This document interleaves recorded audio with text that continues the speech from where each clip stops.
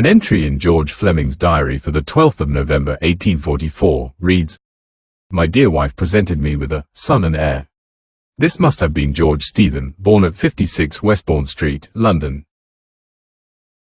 4 years later the Flemings moved to Adelaide Cottage in the grounds of Windsor Castle, where George Sr. was page to Queen Victoria.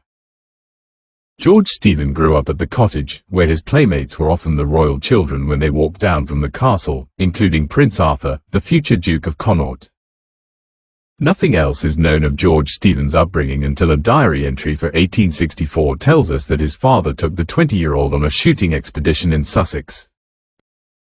2 years later, in 1866, George Stephen married Hannah Matilda Bambridge, daughter of Windsor's head postmaster. Hannah had an uncle William, who'd been a missionary with Bishop Selwyn in New Zealand, but had since become royal photographer at the castle. We don't know what George Stephen was doing for a living at the time, but we do know that his father was a beer enthusiast, not only as a home brewer, but as a hop grower on his brother-in-law's Kentish farm. To learn, therefore, the 1871 UK census, that son George Stephen was by then ensconced as Publican of the King's Arms pub in Bagshot, Surrey, didn't come as a complete surprise.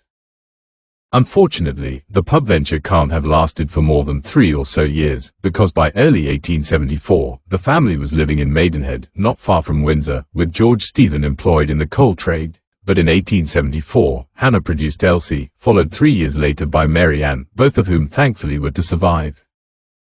Sometime on from September 1877, the world of George Stephen Fleming and his young family would seem to have fallen apart, because the 1881 census records Hannah and one of her girls as being resident at Windsor's palatial post office, classified as a late coal agent's wife. No trace of George Stephen Fleming's death can be found in any UK records. He just disappeared. Hannah passed away in 1885. Elsie and Mary Ann were taken care of by the Bambridges.